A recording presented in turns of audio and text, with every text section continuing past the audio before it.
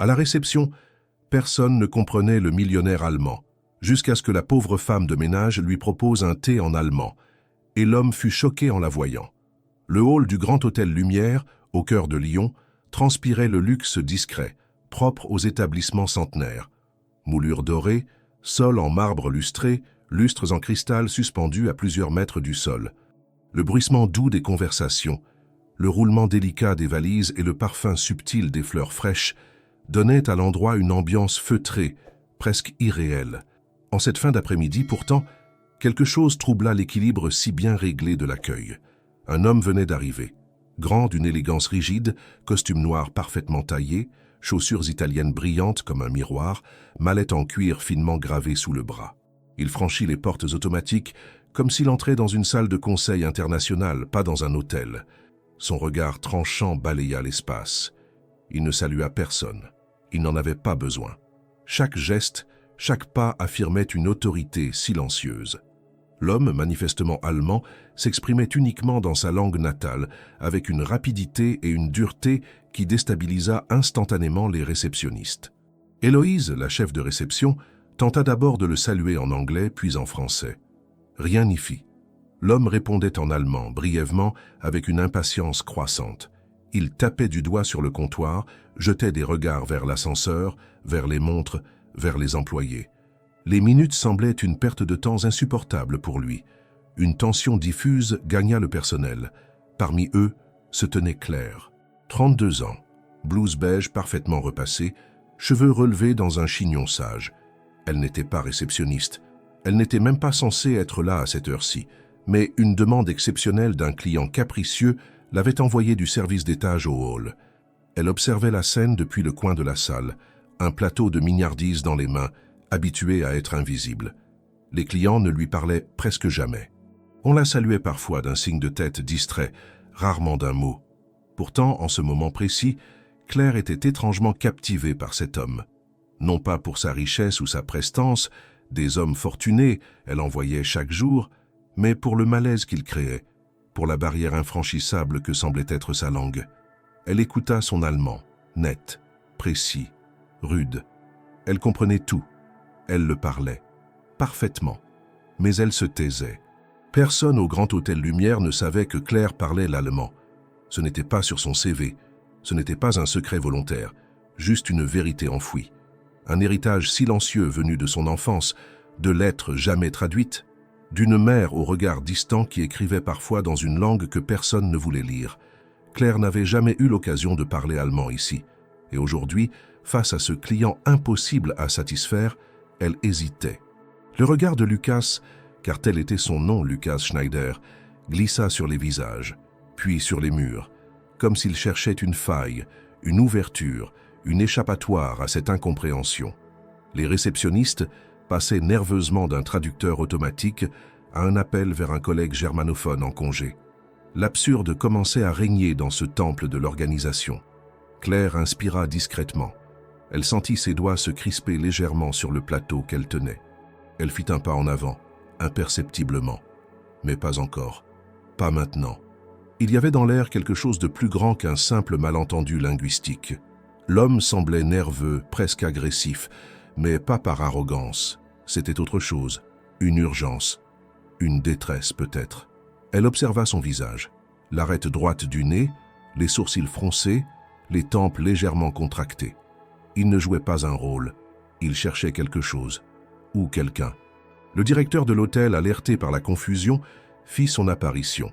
Il tenta de calmer la situation avec des gestes posés, un sourire maîtrisé, quelques mots appris lors d'un séjour en Bavière. Lucas ne réagit pas. Il semblait sourd à tout, sauf à ce qu'il attendait. Il était immobile, à la limite du supportable, tandis que l'agitation autour de lui devenait presque comique. Claire se demanda pourquoi elle hésitait encore. Elle pouvait mettre fin à tout cela en une phrase, une seule. Mais quelque chose en elle résistait, une intuition peut-être, ou une peur ancienne.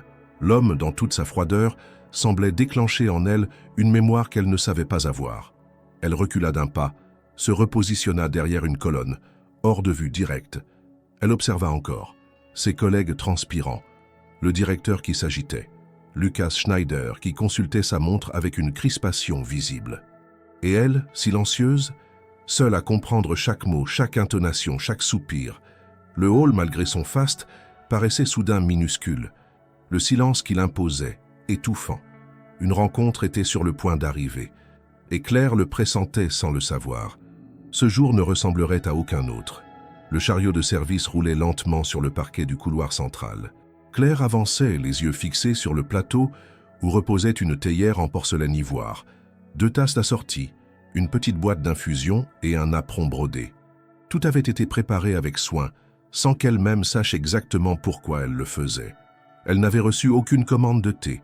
Aucun client n'avait demandé de service à cette heure. Et pourtant, elle marchait droit vers la réception, poussée par une impulsion qu'elle ne comprenait pas. Le hall était encore dans une forme de paralysie nerveuse. Le directeur s'était éclipsé sous un prétexte d'appel urgent. Héloïse s'efforçait de feindre le calme en tapant sur son clavier, et Lucas Schneider, toujours planté devant le comptoir, faisait les 100 pas avec une nervosité à peine contenue. Son regard fouillait la pièce comme s'il cherchait une sortie, mais il restait là, comme cloué à une attente obscure. Claire s'arrêta à quelques mètres de lui, inspira profondément puis souleva la théière de son plateau. Elle s'avança lentement. Personne ne fit attention à elle. C'était une routine invisible, une employée de l'ombre qui faisait ce qu'on attendait d'elle. Personne ne vit venir le moment où elle franchit la ligne invisible entre discrétion et action. Elle s'arrêta à un pas de Lucas, posa doucement la théière sur le comptoir et d'une voix claire, sans hésitation, dit en allemand « Möchten Sie einen Tee, Herr ?» Le silence tomba sur le hall comme un rideau. Les claviers s'arrêtèrent, les souffles furent retenus, les têtes se tournèrent, lentement, presque mécaniquement. Lucas, figé, ne répondit pas tout de suite. Il se retourna vers Claire, son visage se transformant sous les yeux de tous. La surprise pure, brute, traversa ses traits comme un éclair. Ses sourcils se haussèrent, ses lèvres s'entr'ouvrirent légèrement. Il regarda Claire non pas comme on regarde une employée, mais comme si elle venait de briser une loi fondamentale de la réalité. « Was haben Sie gesagt ?» demanda-t-il enfin presque en chuchotant. Claire ne baissa pas les yeux. Elle répéta calmement « Möchten Sie einen Tee ?» Lucas recula d'un demi-pas. Son visage pâlit légèrement. Il sembla ne pas savoir quoi faire de ses mains, puis posa lentement son regard dans celui de Claire, comme pour s'assurer qu'elle était bien réelle. Il murmura quelque chose d'inintelligible, une série de mots en allemand qui ne formaient pas une phrase complète. Puis, sans prendre le thé, sans un remerciement ni un geste de politesse, il se détourna et s'éloigna à grands pas, traversant le hall avec une urgence presque douloureuse. Les réceptionnistes se regardèrent, bouche bée. Héloïse ouvrit la bouche pour dire quelque chose, puis la referma. Claire, elle, resta droite. Elle reprit la théière, la replaça sur le plateau et retourna tranquillement en direction des ascenseurs. Personne ne tenta de l'arrêter, personne ne dit un mot. Le hall, pendant quelques instants, fut plongé dans une stupeur épaisse. Dans l'ascenseur, Claire sentit ses jambes légèrement trembler. Ce regard, cette réaction. Elle avait vu de nombreuses expressions sur le visage des clients. Agacement, ennui, condescendance. Mais jamais une peur pareille. Ce n'était pas de l'étonnement poli, c'était de la panique contenue. Comme si, en entendant cette phrase dans sa langue natale, dite par elle, ce Lucas Schneider avait vu surgir un fantôme d'un passé qu'il croyait enterré. Arrivée à l'étage du personnel, elle s'enferma dans le petit vestiaire et s'assit sur un banc de bois. Elle posa le plateau à côté d'elle, les mains posées à plat sur ses genoux. Son cœur battait fort. Elle essaya de se souvenir d'un détail précis dans les yeux de Lucas. Il y avait eu plus que de la peur. Il y avait eu de la reconnaissance. Un choc profond. Une sorte de miroir brisé entre ce qu'il croyait possible et ce qu'il venait de vivre. Elle ferma les yeux. Pourquoi avait-elle parlé en allemand? Pourquoi aujourd'hui? Et pourquoi cet homme? Il n'était pas le premier germanophone qu'elle croisait. Mais il y avait eu quelque chose, dans son regard, dans la tension de sa voix. Quelque chose qui avait réveillé en elle une intuition ancienne, enfouie. Comme si, d'un seul coup, les lettres jamais traduites de sa mère prenaient vie sous une forme humaine. Pendant ce temps, Lucas était monté à sa suite dans l'ascenseur suivant. Mais il ne s'arrêta pas au même étage. Il entra dans sa suite exécutive, jeta sa mallette sur le lit, marcha en rond comme un fauve en cage, puis ouvrit son ordinateur portable avec une frénésie contenue. Il tapait des mots-clés, fouillait dans d'anciens dossiers, affichait des photos d'archives, des visages flous, des noms oubliés. Rien ne faisait sens, mais son esprit cherchait une connexion. Claire, pensa-t-il. Il ne connaissait pas son nom, mais son visage. Il l'avait déjà vu. Il en était certain. Pas dans cet hôtel, pas dans cette ville, mais ailleurs, dans un cadre différent. Un souvenir lointain et pourtant obsédant. Elle lui rappelait quelqu'un. Mais qui? Il se leva brusquement, alla jusqu'à sa valise, en sortit une petite boîte en bois sculpté. Il ne l'avait pas ouverte depuis des années. À l'intérieur, des documents anciens, des lettres jaunies, quelques photos en noir et blanc. Il hésita à les toucher, comme si elles brûlaient. Mais pas encore. Pas maintenant. Il n'était pas prêt. Pas tout à fait. Au rez-de-chaussée, le calme était revenu peu à peu. Les réceptionnistes reprenaient leur travail avec une prudence nouvelle.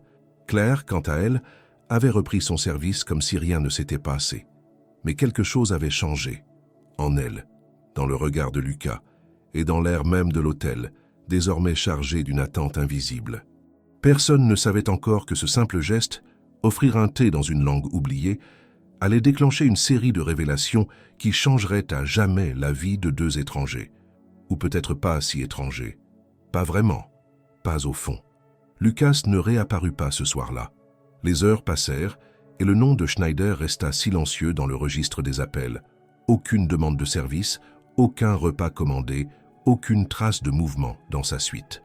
Héloïse jeta quelques coups d'œil inquiets au tableau de surveillance, mais ne dit rien. Claire, quant à elle, travailla comme à son habitude, avec une rigueur calme, bien qu'un tumulte intérieur trouble son esprit à chaque instant. Ce n'étaient pas tant les mots qu'elle avait prononcés qui la hantaient, mais le regard qu'elle avait reçu. Un regard d'effroi, mais aussi de reconnaissance profonde. Une réaction disproportionnée à une simple question banale, dans une langue pourtant neutre, offerte avec politesse.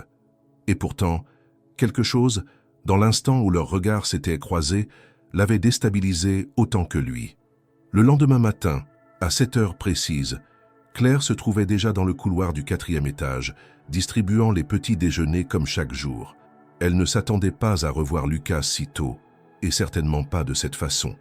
Alors qu'elle sortait d'une chambre et s'engageait dans l'angle menant aux suites exécutives, elle croisa soudain Lucas, immobile, appuyé contre le mur, comme s'il l'attendait. Il ne parla pas, il ne sourit pas, il ne fit aucun geste. Il la fixa simplement, ses yeux bleus plantés dans les siens. Claire ralentit, surprise par la soudaineté de la rencontre.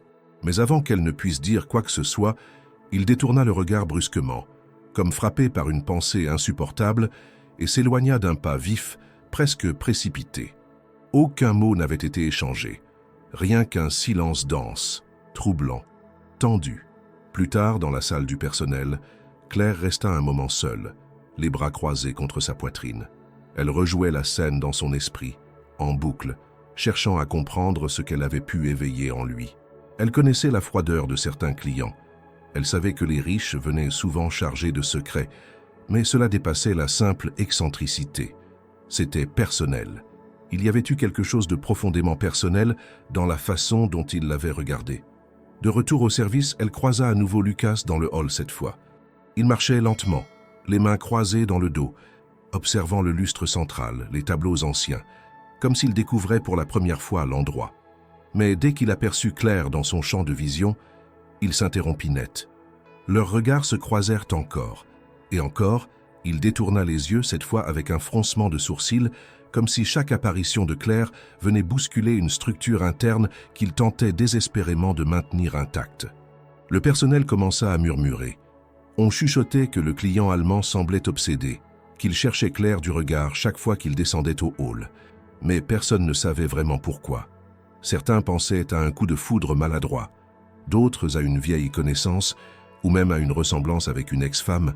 Claire n'alimentait aucune rumeur. Elle restait en retrait, s'efforçant d'être aussi invisible qu'avant, mais son cœur battait différemment à chaque apparition de Lucas. Ce fut au 3e jour que les choses changèrent de façon plus nette.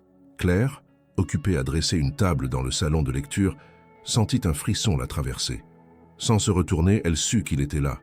Lucas, silencieux, immobile derrière elle. Elle prit une inspiration, continua à aligner les couverts, feignant l'indifférence. « Entschuldigung », dit-il enfin. Claire s'immobilisa. Elle n'avait pas entendu sa voix depuis ce premier échange. Elle se retourna lentement.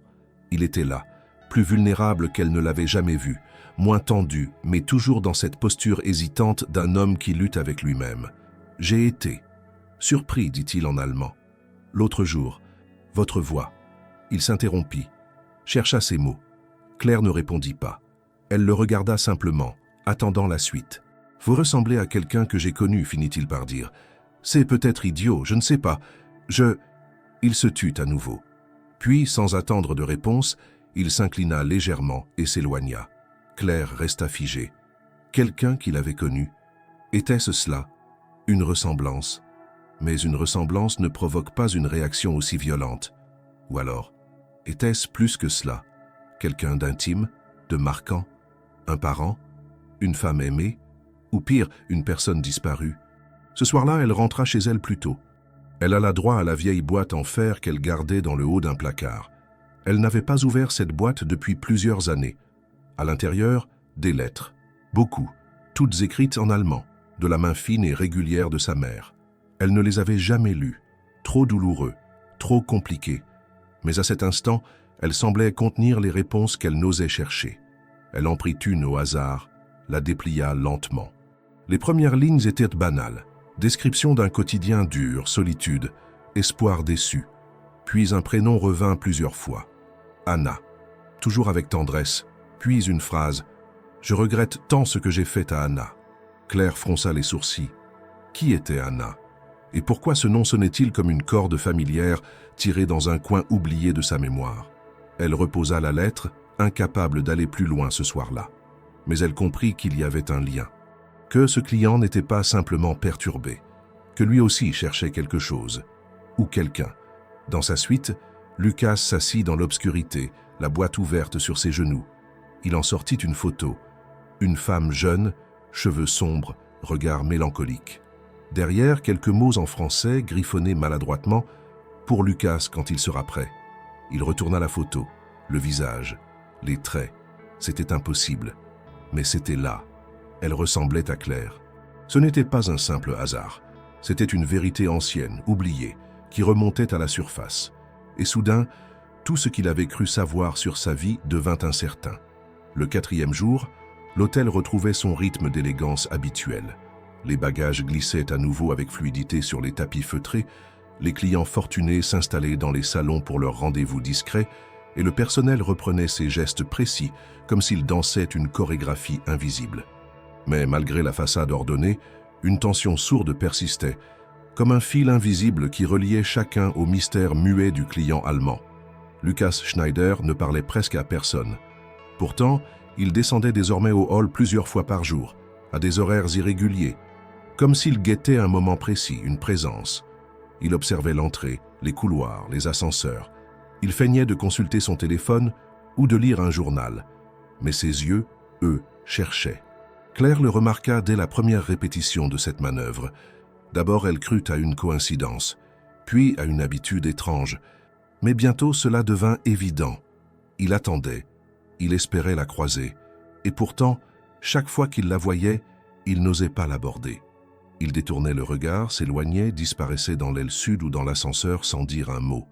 Cette hésitation étrange devint le centre de toutes les spéculations entre les employés. Héloïse fit des commentaires à voix basse. D'autres femmes du personnel commencèrent à imaginer que Claire avait une liaison secrète ou qu'elle cachait un passé avec lui. Mais Claire ne disait rien. Elle faisait son travail avec la même rigueur, la même discrétion. Toutefois, intérieurement, son esprit bouillonnait. Elle avait reconnu une chose familière dans son regard. Pas seulement la surprise ou la confusion, mais un chagrin contenu, un appel silencieux. Un matin, alors qu'elle nettoyait les vitres intérieures du hall, elle le vit entrer, seul, sans mallette cette fois. Il n'était pas vêtu de son costume habituel, mais d'un manteau long, sobre, presque terne. Il paraissait différent, moins imposant, plus humain. Il marcha lentement, passa devant la réception sans s'arrêter et s'assit sur l'un des canapés en cuir. Il ne regarda personne. Ses mains jointes reposaient sur ses genoux. Son regard était fixe, plongé dans le vide. Claire sentit une impulsion. Elle se força à continuer son geste, nettoyant la même vitre plus longtemps qu'il ne fallait. Elle ne voulait pas céder à la curiosité, mais elle savait déjà ce qui allait se passer. Elle se retourna finalement pour prendre un chiffon neuf et à cet instant croisa son regard. Il la fixait, immobile, présent. Il ne bougea pas, mais elle comprit que c'était volontaire. Il la regardait comme on regarde une réponse que l'on n'ose pas encore formuler. Elle quitta la pièce, pas par peur, mais pour échapper à la pression grandissante de cette attente. Dans le couloir, elle sentit son souffle s'accélérer. Quelque chose de trop grand se préparait, une vérité qui ne demandait qu'à éclater, et elle n'était pas sûre d'être prête à l'entendre. Dans les heures qui suivirent, Lucas répéta ses descentes silencieuses, toujours seul, toujours aux mêmes endroits. Parfois, il s'arrêtait près des colonnes en pierre, comme pour mieux observer sans être vu. Une fois, il entra dans le petit salon de thé, s'assit, puis sortit sans commander. Il semblait chercher le moment propice, la situation idéale, le courage nécessaire. Le personnel, désormais fasciné par cette dynamique étrange, prenait soin de ne jamais le déranger. Claire devint sans le vouloir une figure centrale de leur petit théâtre quotidien. On l'épiait avec discrétion. Chaque interaction, chaque regard était analysé. Mais elle ne trahissait rien. À l'intérieur pourtant, elle rassemblait des pièces éparses, des souvenirs, des fragments. La boîte de lettres, désormais ouverte chaque soir, devenait un puits de résonance. Des noms apparaissaient, des regrets exprimés par sa mère dans une langue qu'elle seule avait décidé de conserver. Un prénom revenait, Anneliese, puis un autre, mentionné seulement une fois, Lucas. Un doute s'insinua en elle, d'abord fragile, puis de plus en plus solide. Elle commença à éviter sciemment les espaces ouverts du rez-de-chaussée. Elle modifia légèrement ses trajets, ses horaires, ses pauses. Non pas par peur, mais pour tester une hypothèse. Lucas la cherchait. Ce n'était plus une simple impression, c'était une certitude. Et cette quête silencieuse, presque désespérée, éveillait en elle des sentiments confus. Crainte, curiosité, tristesse. Elle en parla brièvement à Mireille, une collègue de longue date, mais sans entrer dans les détails. Elle demanda simplement si elle croyait que certaines rencontres étaient guidées par autre chose que le hasard. Mireille, sans même chercher à comprendre le contexte, répondit que certaines âmes finissaient toujours par se retrouver, peu importe le temps ou la distance. Claire hocha la tête, silencieuse. Dans sa suite, Lucas ajoutait chaque jour de nouvelles pages à son journal, des phrases fragmentées, des souvenirs d'enfance, des images floues. Il essayait de reconstruire un passé qu'il n'avait jamais compris. Il nota « Elle a le regard de ma mère, mais ce n'est pas possible. Rien ne l'est, et pourtant tout me le crie. » Il sortit une vieille photo, celle déjà contemplée la veille. Derrière, il relut l'inscription en français. Puis il ouvrit un compartiment secret dans la boîte. Il en sortit un acte d'adoption, un document qu'il n'avait jamais osé examiner en détail. À côté du nom de ses parents adoptifs, il vit une date et un prénom inconnu, effacés partiellement par le temps. Clairette, ou peut-être Clarisse. Le papier était abîmé, mais cela suffisait pour raviver le doute. Ce soir-là, Lucas descendit à nouveau. Mais cette fois, Claire n'était nulle part. Il demanda, pour la première fois, à un réceptionniste, la jeune femme, celle qui a parlé allemand. Elle travaille encore? Le réceptionniste, pris de court, répondit qu'il n'en était pas sûr qu'il allait se renseigner. Mais Lucas refusa poliment. Il tourna les talons et regagna sa suite. Il comprenait maintenant que les coïncidences avaient leurs limites et que la vérité, même enfouie, trouvait toujours un chemin pour remonter à la surface. Lucas ne dormit presque pas cette nuit-là. Allongé dans l'obscurité de sa suite luxueuse, il fixait le plafond, les bras croisés sur sa poitrine, l'esprit pris dans une tempête d'hypothèses. Les images du visage de Claire se superposaient à celles des photos anciennes qu'il avait retrouvées dans sa boîte de souvenirs. Ce n'était plus un doute, c'était une conviction. Le lien entre eux ne pouvait plus être attribué au hasard ou à la ressemblance passagère. Il lui fallait une réponse, une confirmation. Tôt le matin, il descendit au rez-de-chaussée. Le hall était encore vide, baigné dans la lumière bleutée de l'aube filtrant à travers les grandes baies vitrées. Lucas portait un costume gris foncé sobre. Son allure était moins rigide que d'ordinaire. Il s'approcha du comptoir où seule la directrice adjointe, Madame Roux, s'affairait à vérifier quelques dossiers. Elle leva les yeux et esquissa un sourire professionnel. « Monsieur Schneider, Désirez-vous quelque chose ?» Il répondit après un silence pesant. « J'aurais besoin d'une information, confidentielle. » Madame Roux haussa légèrement les sourcils, mais conserva son ton courtois. « Bien sûr, nous faisons toujours preuve de la plus grande discrétion. » Lucas prit une inspiration lente. « Je voudrais connaître le nom complet d'une employée. Elle travaille au service d'étage. Elle s'appelle Claire. Je ne connais pas son nom de famille. » Madame Roux hésita un instant, pesa le risque, puis se dirigea vers l'ordinateur, tapant quelques lignes. Lucas, de l'autre côté du comptoir, scrutait son visage. Lorsqu'elle prononça finalement « Claire Morel », son expression changea.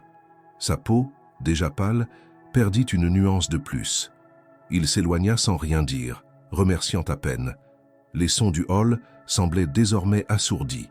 Il monta dans sa suite, referma la porte derrière lui avec lenteur, puis alla droit à sa boîte de bois. Il ouvrit le couvercle, en sortit une pile de lettres et de documents. Parmi eux, un certificat de naissance allemand d'une certaine Anneliese Morel. Il se figea. Morel. Le même nom. Anneliese était le prénom de sa mère biologique. Une femme qu'il n'avait jamais connue, qu'il croyait morte bien avant qu'il puisse comprendre ce que cela signifiait. Il n'avait que quelques papiers, une photo fanée d'elle prise dans un jardin en Lorraine, et une lettre qu'elle avait laissée avant son adoption avec une mention énigmatique « Pardonne-moi, Lucas ».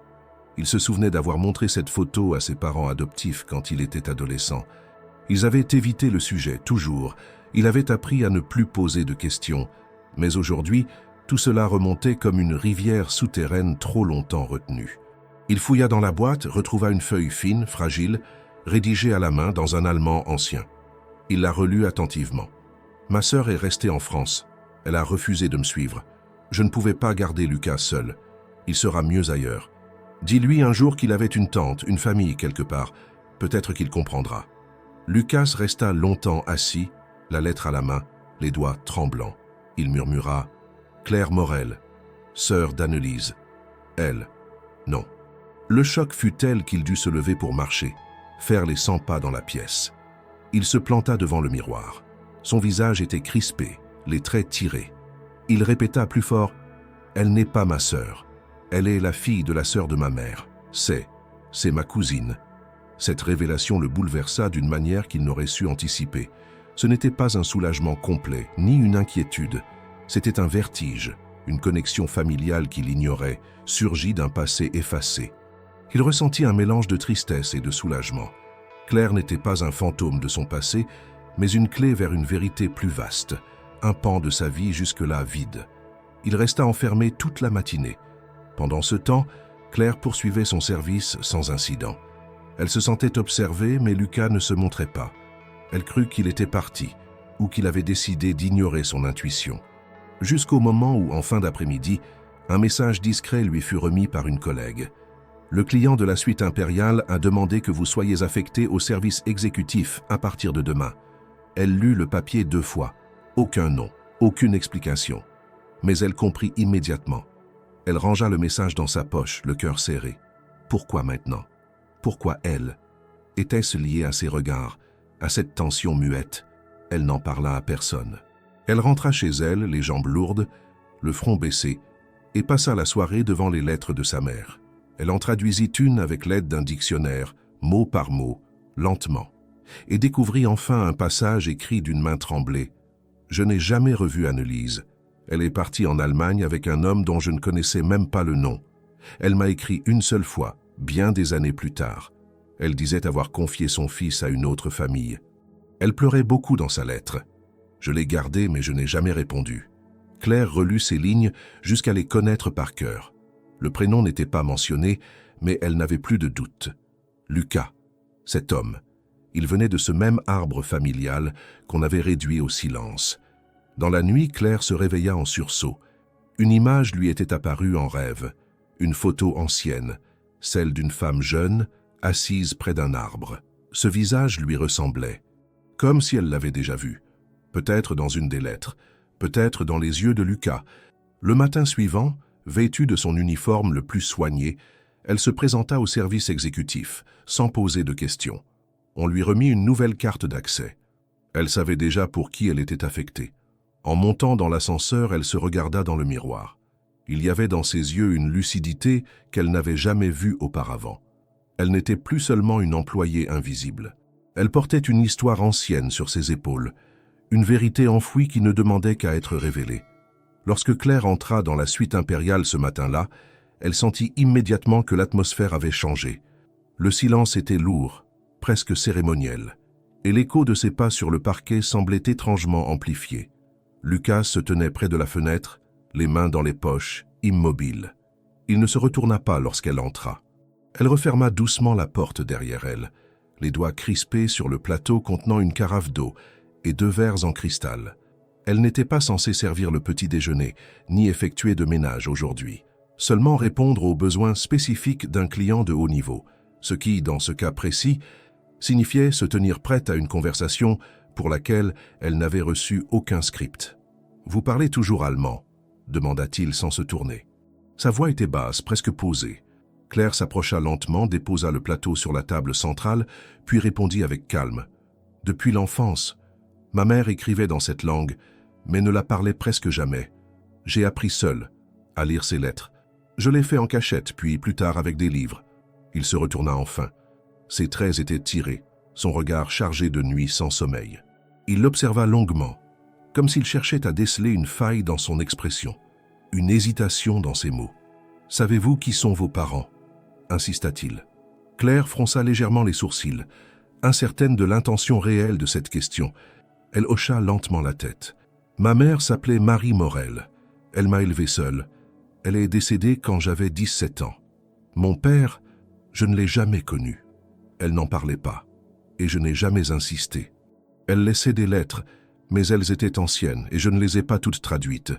Trop de douleurs non dites, je suppose. » Lucas fit quelques pas vers la table, prit un des verres et le remplit d'eau. Il but une gorgée, puis posa le verre sans bruit. « Votre mère, Marie Morel, est-ce qu'elle avait une sœur, ou vous a-t-elle parlé d'une sœur ?» demanda-t-il avec une tension palpable dans la voix. Claire mit un moment à répondre. Elle s'assit sur l'un des fauteuils, le dos droit, les mains jointes sur les genoux. Pas directement. Mais dans ses lettres, j'ai trouvé des mentions récurrentes d'une certaine Annelise. C'était flou. J'ai cru que c'était une amie. Peut-être une sœur. Peut-être plus. Il y avait des regrets, de la tendresse, mais aussi de la distance. Je n'ai jamais compris exactement ce qui s'était passé entre elles. Lucas s'assit en face d'elle. Il sortit alors une enveloppe usée de sa veste, la posa sur la table entre eux et l'ouvrit. À l'intérieur, une photo en noir et blanc.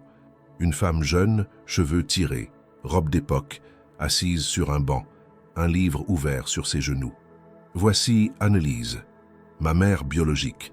Elle est morte peu après m'avoir confiée à une famille d'adoption. Elle n'a laissé qu'une lettre et quelques papiers. Je n'ai appris son nom complet qu'à l'adolescence. Jusqu'à récemment, je ne savais rien d'elle. Jusqu'à ce que je vous voie. Claire prit la photo avec précaution. Ses doigts tremblèrent en touchant le papier. Les traits du visage sur l'image la frappèrent immédiatement. Il y avait une ressemblance, indéniable.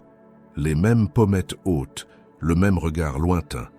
Elle resta silencieuse un long moment, puis releva les yeux. « Alors, vous croyez que... »« Non, je ne crois plus. »« Je sais, » répondit Lucas avec gravité. « Votre mère et la mienne étaient sœurs. Vous et moi ne sommes pas frères et sœurs. Mais nous sommes liés. Par le sang, par l'histoire, et par ce vide qu'aucun de nous n'a su nommer jusqu'ici. » Claire se leva lentement, marcha jusqu'à la fenêtre pour reprendre contenance. En bas, la ville de Lyon s'étendait paisiblement, indifférente à ce dialogue qui bouleversait 2 existences. Elle ferma les yeux un instant, inspira profondément. « Cela explique tant de choses, » souffla-t-elle. « Mon attirance inexpliquée pour la langue allemande. Ce besoin de comprendre, de traduire, de me rapprocher de quelque chose que je n'arrivais pas à nommer. Et moi, poursuivit Lucas, ce vide constant, cette sensation d'être étranger même dans ma propre famille. Je ne cherchais pas une cousine, je cherchais une racine, une vérité, une réponse à ce malaise ancien. » Ils restèrent un moment en silence. Le temps sembla suspendu. Puis Claire se retourna. « Pourquoi moi? Pourquoi maintenant? Je n'ai pas de réponse. Peut-être le hasard, peut-être quelque chose de plus grand. Mais lorsque vous m'avez parlé dans ma langue, ce n'était pas juste un mot, c'était une déchirure, comme si le passé entier avait décidé de frapper à ma porte. » Claire sourit faiblement, un sourire triste. « Et maintenant ?» Lucas haussa les épaules, visiblement aussi perdu qu'elle. « Maintenant, je veux lire vos lettres, celles que votre mère vous a laissées. Peut-être qu'ensemble, nous pourrons reconstituer le puzzle. Et comprendre pourquoi nos mères ont décidé de couper tout lien, puis ont laissé des traces pour que nous les retrouvions. » Elle hésita. L'idée de livrer ses lettres les plus intimes à un inconnu, même lié par le sang, était troublante. Mais quelque chose dans la voix de Lucas, dans sa démarche sincère et maladroite, la poussa à accepter. « D'accord, mais pas ici, pas dans cet hôtel. Il y a trop de regards, trop de bruit. Venez chez moi ce soir. C'est modeste, mais c'est calme. » Et les lettres y sont rangées. Il acquiesça d'un signe de tête sans discussion. « Merci Claire, merci de ne pas fuir. » Elle répondit simplement « Je fuis depuis trop longtemps. Il est temps d'affronter ce qui m'appelle depuis l'enfance. » Ils se quittèrent sur cette promesse silencieuse, et pour la première fois, ni l'un ni l'autre ne se sentit seul dans ce monde trop vaste. Une porte venait de s'ouvrir. Une ancienne porte, restée close pendant des décennies. L'appartement de Claire, situé dans une ruelle tranquille du quartier de la Croix-Rousse, n'avait rien de luxueux. 2 pièces simples, des murs tapissés de souvenirs silencieux, une petite bibliothèque débordante de livres usés et un fauteuil près de la fenêtre qui offrait une vue lointaine sur les toits de Lyon. Lorsqu'elle ouvrit la porte ce soir-là, Lucas resta un instant immobile sur le seuil, surpris par la chaleur discrète du lieu. Elle l'invita à entrer sans cérémonie, comme s'ils avaient déjà partagé 1000 soirées similaires. Il posa son manteau sur le dossier d'une chaise, observa les étagères, les plantes d'intérieur, les dessins encadrés d'enfants qu'elle gardait autrefois en tant que babysitter. Claire sortit une boîte métallique d'un placard haut, la déposa sur la table et l'ouvrit lentement. À l'intérieur, les lettres de sa mère, rangées par ordre approximatif, certaines attachées par des rubans fanés, d'autres seules, fragiles et repliées plusieurs fois. Elle les observa un instant, puis, sans un mot, entendit une à Lucas. Il la prit avec délicatesse, comme on toucherait une relique. Il reconnut aussitôt l'écriture de sa tante. Son cœur se serra. Il déplia la lettre, commença à lire à voix basse, d'une voix presque tremblante. La lettre, écrite en allemand, parlait d'un été passé en Alsace, de jeux d'enfance entre 2 sœurs, de disputes insignifiantes qui, au fil du temps, s'étaient transformées en fossés infranchissables. Elle évoquait un garçon allemand, le père supposé de Lucas rencontré à Strasbourg, puis perdu sans explication. Marie, la mère de Claire, semblait à la fois jalouse et protectrice. Elle regrettait le silence, l'absence de pardon. Et elle évoquait, en toute fin, une promesse faite à elle-même. Ne jamais parler à sa fille de cette sœur perdue, de peur d'éveiller une douleur trop profonde. Lucas reposa la lettre avec lenteur, les yeux embués. Elle parle de moi. Elle ne me nomme pas, mais c'est évident. Ce garçon perdu, cet enfant confié. Elle savait, et elle s'est tue. Claire hocha la tête. Elle sortit une seconde lettre, cette fois plus récente, où sa mère parlait d'un rêve récurrent. Une jeune femme au bord d'un lac, parlant allemand à un homme sans visage. « Peut-être est-ce toi, Claire ?» écrivait-elle. « Peut-être parleras-tu un jour la langue que j'ai reniée et trouveras-tu ce que moi je n'ai pas su garder. » Ils continuèrent ainsi pendant des heures, lisant lettre après lettre, reconstruisant un passé effacé. Chaque document révélait une nuance, une douleur cachée, une tentative maladroite de préserver l'amour familial malgré la rupture. Parfois, Claire s'interrompait pour traduire des passages. D'autres fois, Lucas lisait à haute voix, et le silence qui suivait était plus éloquent que tout commentaire. À mesure que les pièces s'assemblaient, une image se formait, celle de 2 jeunes femmes prises entre la rigueur d'une époque et leurs propres blessures, contraintes de choisir entre l'amour fraternel et la survie. À minuit passé, la table était couverte de papier, les tasses de thé froides oubliées à côté d'un carnet où Lucas avait commencé à noter les dates, les noms, les lieux. Claire s'étira, fatiguée mais étrangement apaisée. Je n'aurais jamais cru que ces lettres portaient tant de vérité. Je les ai gardées comme des objets sacrés, sans jamais oser les lire. Lucas acquiesça. Elles sont plus que des souvenirs. Ce sont des aveux, des ponts tendus vers nous. Ce que nos mères n'ont pas pu réparer, elles ont tenté de le transmettre, même en silence. Claire resta un moment pensive. « Tu sais ce que cela signifie, n'est-ce pas? Nous ne sommes pas seulement des cousins par le sang. Nous sommes les derniers maillons d'une chaîne brisée.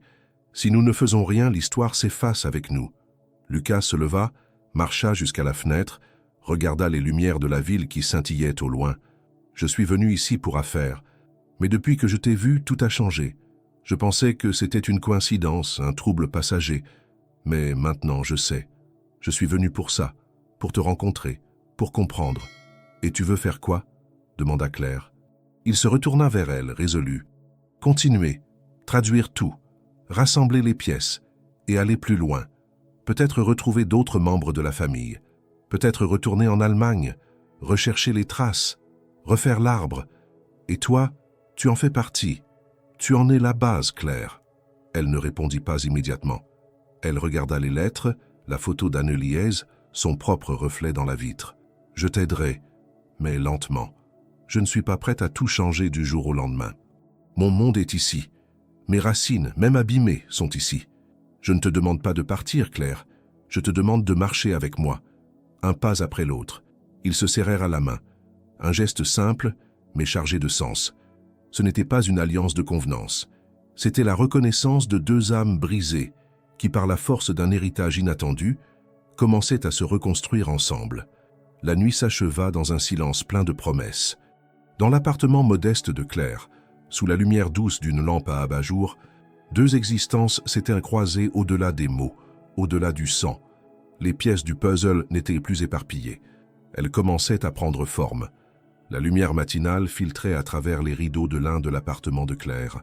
Sur la table encore encombrée de papier, les lettres de Marie Morel et d'Anne-Lise semblaient reposer dans une paix fragile, comme si elles avaient enfin trouvé leur chemin après des décennies d'errance.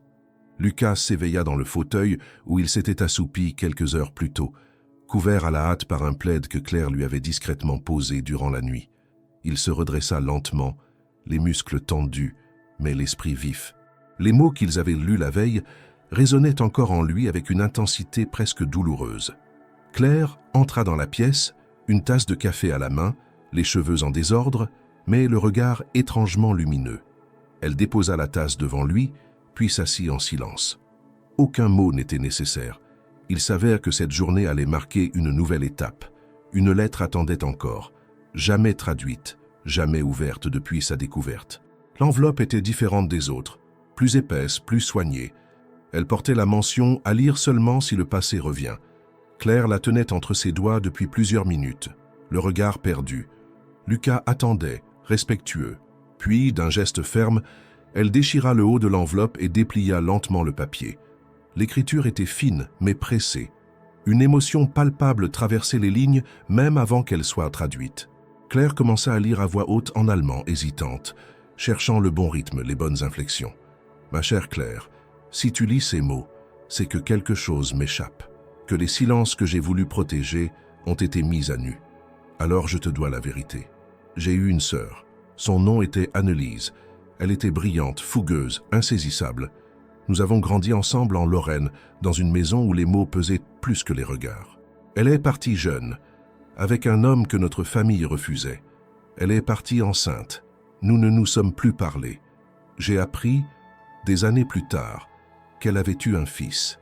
Je ne l'ai jamais vu, et je n'ai jamais pu lui dire adieu. » Claire s'arrêta, ses yeux humides, mais sa voix ne tremblait pas. Lucas se rapprocha, posa une main sur la table, proche de la sienne, sans la toucher. Elle reprit « Je t'ai élevée seule, sans jamais te parler d'elle. Par honte, par peur, par lâcheté aussi. Mais je t'ai toujours senti attiré par cette langue, ce pays, ce passé. Peut-être est-ce le sang, peut-être l'invisible mémoire des familles brisées. J'ai su, au fond de moi, qu'un jour tu chercherais, et je ne pouvais pas t'en empêcher. Si tu rencontres ce garçon, si le destin vous réunit, dis-lui. Dis-lui que sa mère ne l'a jamais oublié, et que moi, sa tante, je l'ai pleuré sans même l'avoir connue. » Claire replia la lettre avec précaution. Aucun mot ne sortit de sa bouche. Lucas regardait droit devant lui, les poings serrés. Le silence qui suivit était d'une densité presque palpable. Puis il murmura « Elle m'a pleuré. Elle ne m'a jamais vu, mais elle m'a pleuré. » Claire hocha la tête. Elle avait lu dans ces lignes la même douleur que celle qu'elle portait depuis toujours. Celle de l'absence d'un père, d'une explication, d'un récit complet. Mais maintenant, quelque chose avait changé. Il ne s'agissait plus de deux enfants perdus dans les non-dits de leur mère. Ils étaient les dépositaires d'une histoire, les maillons visibles d'un héritage resté trop longtemps dans l'ombre. Ils passèrent la journée à organiser les lettres, à créer une chronologie, à noter les noms de lieux, de personnes. Lucas contacta discrètement un notaire en Allemagne pour récupérer tout document officiel concernant son adoption, dans l'espoir de recouper les informations. Claire fit de même avec les archives municipales de Lyon. Ils se mirent à travailler ensemble, comme deux enquêteurs guidés, non par une obligation, mais par une nécessité viscérale de comprendre.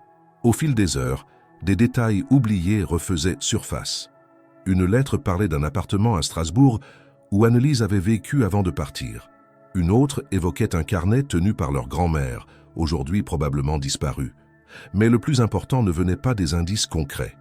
Il naissait dans les silences partagés, dans les regards échangés sans effort. Ils n'étaient plus seulement deux étrangers réunis par une curiosité, ils étaient devenus complices dans la reconstruction d'une mémoire familiale. En fin de journée, Claire proposa une promenade. Ils descendirent vers les quais de Saône, marchant lentement, parlant peu.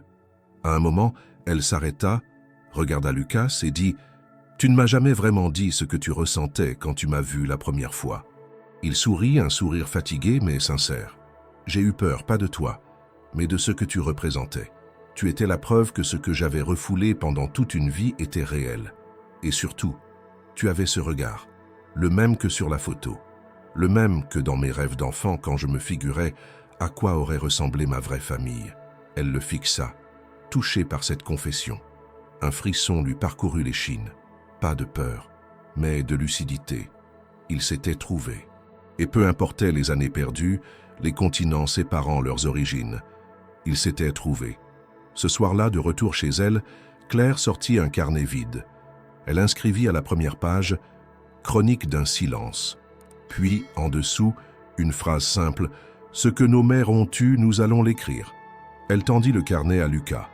Il prit un stylo et ajouta d'une écriture nette « Pour que les prochains sachent que nous avons cherché et que nous avons trouvé ». Les lettres, désormais traduites, n'étaient plus seulement des vestiges. Elles devenaient la trame d'une nouvelle histoire. La leur, une histoire née de l'oubli, mais construite dans l'écoute, le respect et une vérité partagée.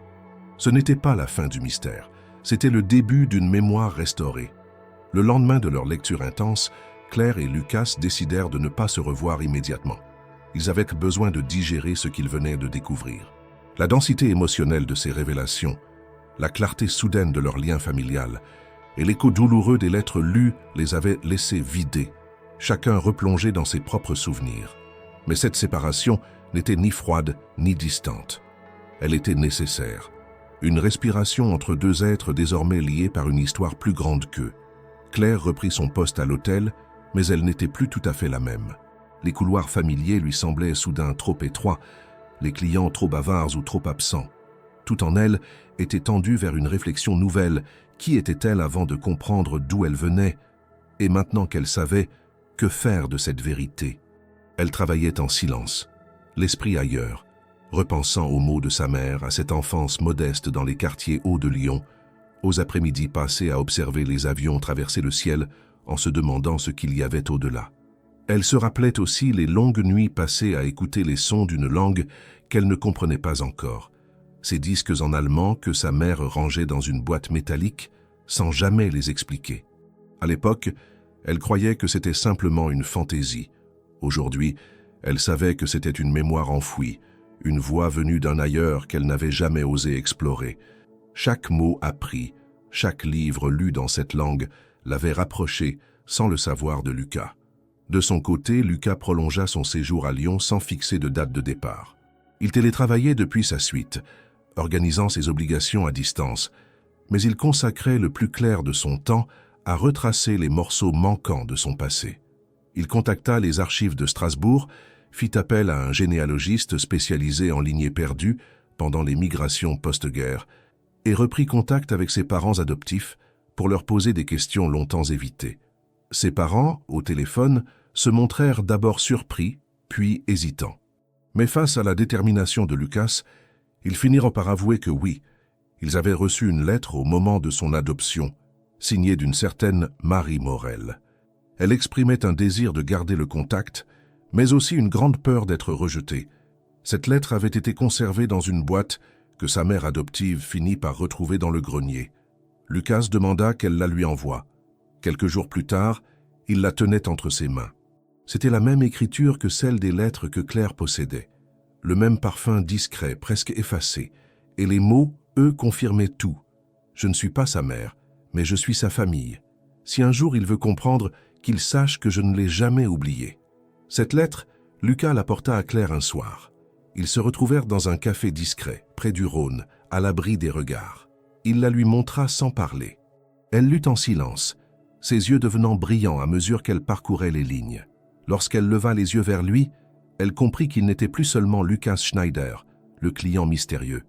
Il était Lucas, son cousin, et bien plus que cela, le miroir vivant d'une histoire qu'on leur avait volée. Ils commencèrent à parler de leurs enfances respectives, de ces années parallèles passées sans se connaître, mais habitées par les mêmes manques. Lucas raconta son éducation stricte dans une maison allemande de la classe supérieure, ses études de droit, ses réussites professionnelles. Il parla aussi du vide, de cette sensation d'être un invité dans sa propre vie, de réussir sans joie, de construire sans racines. Claire, en retour, parla de ses années de solitude, de l'absence paternelle, du deuil de sa mère trop jeune. Elle raconta son combat pour survivre, ses petits boulots, son amour des mots, des langues, et surtout cette voix intérieure qui l'avait poussée à ne jamais renier l'allemand, malgré le silence familial. Chaque phrase échangée renforçait la sensation d'un lien ancien, comme si leurs existences avaient toujours été en orbite l'une de l'autre, séparées seulement par une ignorance imposée. Le soir tomba doucement sur la ville. Les réverbères s'allumèrent et le café se vida peu à peu. Mais ils restèrent là longtemps, les mains autour de leur tasse froide, à se parler comme deux survivants qui s'étaient enfin trouvés. Ils ne parlaient pas du futur, pas encore. Le passé occupait toute la place et il fallait lui rendre justice, le reconstruire pierre par pierre, nom par nom, émotion par émotion.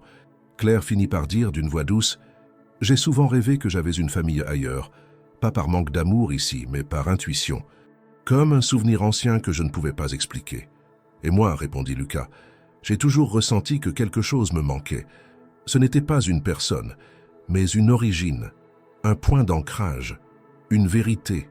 Maintenant, je l'ai trouvée, en toi. » Ils quittèrent le café ensemble, marchant lentement le long du fleuve, sans se toucher, mais avec une proximité nouvelle, indiscutable.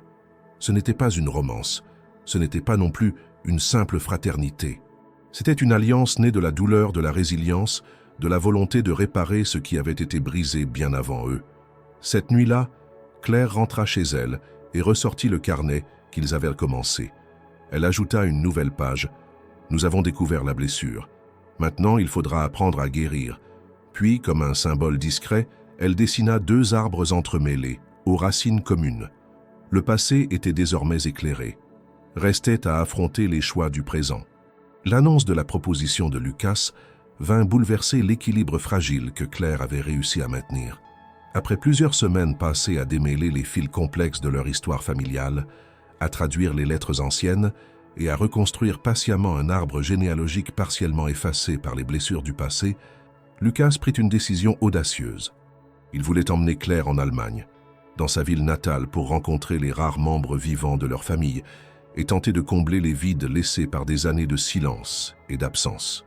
Cette idée semblait pour lui une évidence, une étape nécessaire pour tourner la page et se réconcilier avec leurs racines. Mais pour Claire, cette perspective était une source de peur intense et de doute profond. Lyon était sa maison, même si elle avait toujours ressenti un vide inexplicable, une déchirure intérieure que seule la langue allemande avait parfois réussi à apaiser. Partir en Allemagne signifiait non seulement quitter sa vie simple et stable, mais aussi s'aventurer dans un monde inconnu, celui de Lucas, riche, structuré et étranger à ses habitudes. Elle craignait de perdre ce qu'elle avait construit, même si ce n'était pas grand-chose, même si c'était fragile. Elle craignait de ne pas appartenir à ce monde-là, d'être étrangère parmi les siens. Lucas avait préparé un voyage discret, réservé un billet pour elle et un autre pour lui-même, prêt à partir dans les jours qui suivaient leur dernière rencontre. Il voulait que Claire sache que cette invitation était ouverte, sincère, mais qu'elle pouvait dire non. Il respectait ses hésitations. mais il ne voulait pas abandonner l'idée qu'ils devaient avancer ensemble. Le jour où il lui remit la lettre d'invitation officielle, Claire sentit une boule se former dans sa gorge. La lettre était élégante, écrite à la main sur du papier épais, portant l'entête d'une agence de voyage spécialisée dans les déplacements privés. Tout semblait organisé pour leur faciliter la transition. Un accueil personnalisé à l'aéroport, un véhicule de luxe pour les conduire jusqu'à la maison familiale, et même un traducteur prêt à les accompagner. Elle lut la lettre plusieurs fois, assise dans le petit salon de son appartement, tandis que Lucas attendait debout près de la fenêtre. Le silence entre eux était lourd. Finalement, elle leva les yeux vers lui. « Lucas, je ne sais pas si je peux faire ça. Quitter tout ce que je connais. Ma vie, mes amis, ce petit monde dans lequel je me suis toujours senti invisible, mais à ma place. » Il s'approcha doucement, posa une main sur son épaule. « Je comprends. Je ne te demande pas de décider maintenant. Je veux juste que tu saches que cette porte est ouverte, que je serai là quoi que tu décides. Ce n'est pas seulement ça, expliqua-t-elle avec hésitation. C'est ce que cela signifie, ce que je risque de perdre et ce que je risque de ne jamais vraiment retrouver. Ce monde que tu m'offres, ce n'est pas le mien.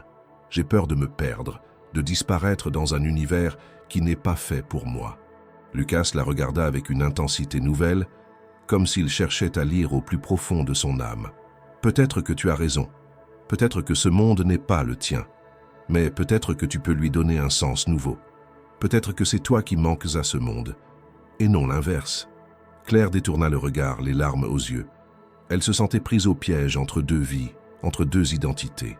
Celle qu'elle avait construite à Lyon, simple et discrète, et celle qui lui tendait les bras en Allemagne, pleine de promesses, mais aussi d'incertitudes. Les jours suivants furent marqués par un va-et-vient intérieur incessant. Claire essaya de parler à ses proches, mais se heurta à une incompréhension silencieuse.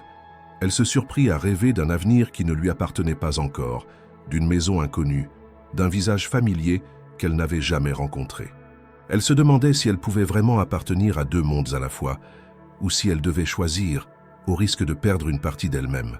Lucas, de son côté, respectait son silence. Il ne voulait pas la brusquer, mais il sentait le poids de cette décision peser sur eux comme une menace.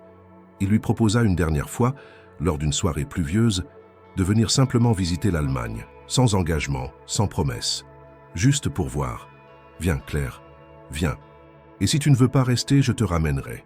Mais ne ferme pas la porte avant d'avoir regardé derrière. » Elle accepta finalement, non sans une certaine appréhension.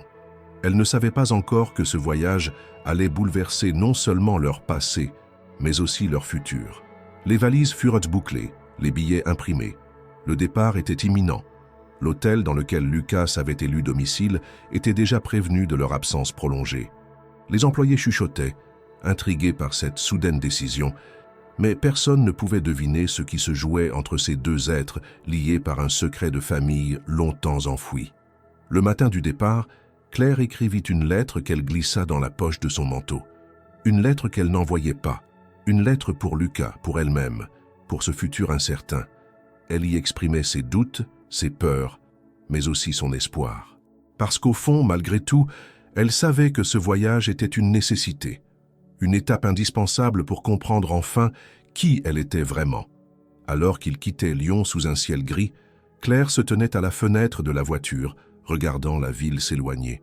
Le passé s'effaçait doucement derrière elle, tandis que l'inconnu se dessinait devant, vaste et intimidant.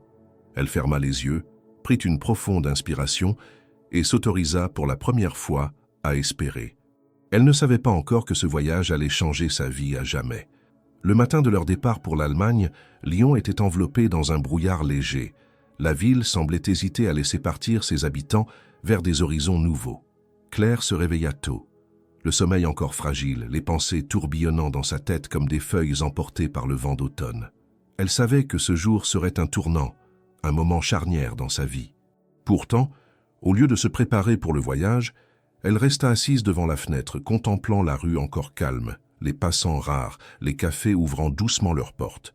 Dans un geste impulsif, elle prit une feuille de papier et un stylo, décidée à écrire ce qu'elle ne pouvait pas dire à voix haute.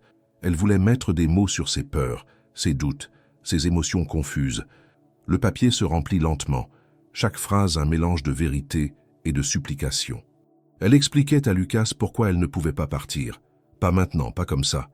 Elle évoquait sa peur de ne pas appartenir à ce monde qu'il lui offrait, la crainte de perdre ce qu'elle était devenue, l'angoisse de se perdre elle-même. Elle relut la lettre plusieurs fois, cherchant la justesse des mots, le ton le plus doux possible. Elle ne voulait pas blesser Lucas, ni détruire la fragile alliance qu'ils avaient reconstruite, mais elle devait être honnête. Elle plia soigneusement la lettre, la glissa dans une enveloppe et la confia à un ami proche qui devait la remettre à Lucas à l'aéroport. Lorsqu'elle arriva à l'aéroport, le cœur lourd, elle chercha Lucas du regard. Il l'attendait près du comptoir d'enregistrement, ses traits tendus mais avec un sourire rassurant. Ils échangèrent un regard lourd de non-dits. Claire serra sa main, mais elle savait que ce contact ne suffisait pas à effacer le poids de sa décision. Au moment de passer la sécurité, Lucas s'arrêta un instant, sortit la lettre de son ami et la lut rapidement. Son visage changea. Les lignes tendues se relâchèrent. Une ombre passa dans ses yeux. Il reposa la lettre, avec une douceur inattendue, puis se tourna vers Claire. « Je comprends, murmura-t-il. Ce n'est pas ta faute, ni un rejet. C'est juste. Toi. Et je respecte ça. » Claire sentit une bouffée d'émotion monter en elle. Elle s'attendait à une colère, à une déception. Mais il y avait dans ces mots une tendresse profonde, un amour silencieux qui la toucha au plus profond. Elle sourit faiblement, essuya une larme. « Merci, Lucas. Pour tout. Pour ta patience. Ta compréhension. » Il hocha la tête, comme s'il acceptait une vérité douloureuse, mais nécessaire. Ils se dirent au revoir sans promesse de retrouvailles imminentes. Lucas la regarda s'éloigner vers la salle d'embarquement, le cœur serré, mais la paix en lui. Alors que Claire disparaissait dans la foule, il comprit que leur lien ne dépendait pas d'un voyage ou d'une rencontre physique. Il était plus profond, ancré dans leur histoire, dans leurs racines partagées. Ce départ non accompli était peut-être le début d'un autre chemin, d'une autre forme de proximité. Lucas resta seul un long moment, regardant les avions décoller sous un ciel gris. Il pensa à Claire, à ses doutes, à ses peurs. Il se promit de ne jamais forcer ce qui devait venir naturellement. Leur histoire était fragile, précieuse, et il voulait la préserver. Dans les jours qui suivirent, il envoya plusieurs messages, tous restés sans réponse. Mais il savait qu'elle avait besoin de temps, de réflexion, de choisir ce qui lui convenait. Claire, de son côté, retourna à Lyon avec un sentiment mêlé de soulagement et de tristesse. Elle avait fait le choix qui lui semblait juste, celui de rester fidèle à elle-même, même si cela signifiait renoncer à un avenir possible. Mais elle garda précieusement la lettre qu'elle avait écrite, comme un témoignage, un pont invisible entre deux âmes liées par un passé commun. Le temps passa. Ils continuèrent à échanger sporadiquement, à distance, dans la douceur d'un dialogue feutré, sans pression. Leur lien, loin d'être rompu, se renforçait dans cette attente respectueuse. Et un jour, sans prévenir, Lucas réapparut à Lyon. Sans fanfare, sans annonce, simplement là, prêt à reconstruire, à réapprendre à s'aimer dans la liberté retrouvée. Claire le trouva assis dans le jardin de l'hôtel, un livre à la main, un sourire sincère sur le visage. Ce fut le début d'un nouveau chapitre, un chapitre sans contrainte, où l'amour pouvait naître sans peur, à son rythme, avec respect, parce qu'ils avaient compris que parfois le plus grand geste d'amour était d'attendre, d'accepter et de revenir. Quelques semaines après son retour discret à Lyon, Lucas se sentait étrangement à la fois plus proche et plus éloigné de Claire. Le temps et la distance avaient apaisé leur peur mutuelle, mais ils n'avaient pas encore trouvé la manière de renouer ce lien fragile qui s'était tissé entre eux. Ils savaient qu'ils devaient faire le premier pas, mais la peur d'être repoussés le paralysait parfois. Ce matin-là, le soleil perçait timidement à travers les nuages, diffusant une lumière douce et chaleureuse sur la ville. Lucas décida de se rendre au jardin intérieur de l'hôtel où Claire avait l'habitude de passer ses pauses. C'était un endroit discret, à l'abri des regards indiscrets, avec des bancs en fer forgé et des massifs de fleurs soigneusement entretenus. Il la trouva assise, seule, les yeux plongés dans une vieille lettre qu'elle tenait précieusement. Son visage exprimait à la fois la sérénité et la mélancolie. Il s'approcha doucement, sans faire de bruit, et s'assit à ses côtés sans lui adresser la parole immédiatement. Après quelques minutes, Claire leva les yeux et le vit. Un léger sourire apparut sur ses lèvres, mêlé d'une timidité qu'elle ne cherchait plus à cacher. Lucas prit une profonde inspiration. « Claire, Je suis désolé. Désolé d'avoir voulu précipiter les choses. Désolé si je t'ai fait peur. Elle hocha la tête, regardant à nouveau la lettre dans ses mains. Je ne voulais pas fuir, je ne savais juste pas comment affronter tout cela, tout ce que tu représentes. Il sourit, comprenant mieux que jamais la complexité de leurs émotions. Nous n'avons pas besoin de courir. Nous pouvons avancer à notre rythme. Elle posa la lettre sur ses genoux, puis se tourna vers lui. Cette lettre, c'est celle que j'avais écrite avant de partir. Je ne voulais pas partir, mais je ne savais pas comment te le dire autrement. Lucas prit la main de Claire dans la sienne, un geste simple mais chargé de signification. Leurs doigts s'entrelacèrent naturellement, comme s'ils avaient toujours appartenu ensemble. Tu as eu raison d'être honnête, et je suis heureux que tu sois là maintenant. Ils restèrent ainsi, dans le silence du jardin, laissant le temps s'étirer entre eux. Le monde autour semblait s'effacer, ne laissant que leur présence partagée. Claire respira profondément, sentant une paix nouvelle l'envahir. Je ne veux plus fuir. Je veux comprendre, apprendre, construire, avec toi. Moi aussi, répondit Lucas avec conviction. Nous avons déjà parcouru un long chemin, et ce n'est que le début. Ils se levèrent ensemble, main dans la main, prêts à affronter ensemble les défis à venir. Cette rencontre inattendue marquait le commencement d'une nouvelle phase dans leur relation. Une phase où le passé n'était plus un fardeau, mais une base solide sur laquelle ils pouvaient bâtir un avenir. Les mois suivants, leur complicité grandit. Ils partageaient leurs découvertes, leurs doutes, leurs joies. Claire devint la coordinatrice d'un projet lancé par Lucas, une fondation destinée à soutenir les jeunes sans liens familiaux, un moyen pour eux de transformer leur propre histoire en une force pour les autres. Leur histoire, née dans l'ombre du secret et du silence, se transformait désormais en lumière et en action. Chaque jour était une nouvelle page à écrire, un nouveau pas vers la guérison. Dans ce jardin au cœur de Lyon, entre les fleurs et les arbres, Lucas et Claire avaient trouvé plus que des racines communes. Ils avaient trouvé une famille choisie, reconstruite, aimante, un nouveau commencement. Les mois qui suivirent le retour de Lucas à Lyon furent marqués par une transformation profonde, non seulement dans leur relation, mais aussi dans leur engagement envers un projet qui les dépassait tous les deux. L'idée d'une fondation dédiée à l'aide aux jeunes sans liens familiaux, née de leur propre histoire, prit forme dans les bureaux modestes d'un ancien immeuble rénové au cœur de la ville. Claire fut nommée coordinatrice du projet, une responsabilité qu'elle accueillit avec un mélange d'émotion et de détermination. Chaque jour, elle rencontrait des jeunes venus de tous horizons, porteurs de leurs propres blessures, souvent invisibles, parfois criantes. Elle leur offrait écoute, soutien, et surtout l'espoir qu'un passé difficile n'était pas une fatalité. Lucas, de son côté, apportait le soutien financier et les réseaux nécessaires, mais toujours avec une discrétion et une humilité qui lui valurent le respect de tous. Leur collaboration devint un exemple vivant de résilience, un témoignage que les racines, même brisées, pouvaient nourrir de nouvelles vies. Ils travaillaient côte à côte, dans un rythme équilibré, évitant la précipitation, respectant les limites de chacun et construisant petit à petit un avenir commun. Les liens entre eux, nés dans l'ombre d'un secret familial, se renforcèrent dans la lumière d'un engagement partagé. Ils apprirent à se connaître vraiment, au-delà des histoires passées, des peurs et des doutes. Leur affection grandissait, sereine, profonde, fondée sur un respect mutuel et une compréhension sincère. Le geste simple de Claire, celui de parler à Lucas dans sa langue maternelle un jour au détour d'une réception, résonnait désormais comme le symbole d'un chemin parcouru. Ce jour-là, un simple « Möchten Sie einen Tee, Herr ?» avait ouvert des portes insoupçonnées, déclenché une quête de vérité et permis la naissance d'un lien indéfectible. Au fil des saisons, leur fondation grandit, accueillant de plus en plus de jeunes, multipliant les partenariats, développant des programmes d'aide adaptés. Claire devint une figure incontournable du milieu associatif lyonnais, reconnue pour son écoute et sa capacité à transformer la douleur en force. Lucas, toujours discret, continuait à soutenir l'initiative avec constance, conscient que son propre passé avait trouvé un sens nouveau dans cet engagement. Leur vie personnelle aussi évoluait doucement.